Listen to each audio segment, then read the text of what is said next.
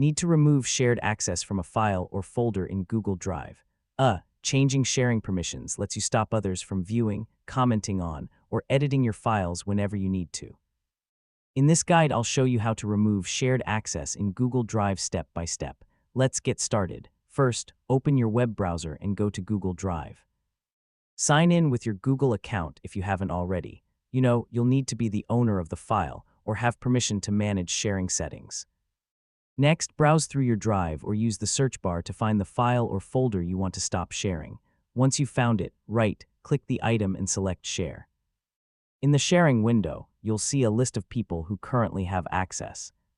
Find the person whose access you want to remove. Click the permission drop-down menu next to their name and choose Remove Access if the option is available. Once you confirm the change, that person will no longer be able to access the file. If the file is shared through a link, go to the General Access section and change the setting from Anyone with the link to Restricted. This prevents people from opening the file unless you specifically grant them access. Finally, review the sharing window to make sure only the people you want have access.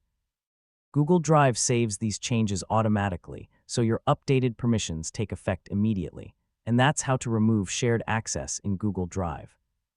Regularly reviewing your sharing settings helps protect your files and ensures they're only accessible to the people you choose. Thanks for watching, and I'll see you in the next tutorial.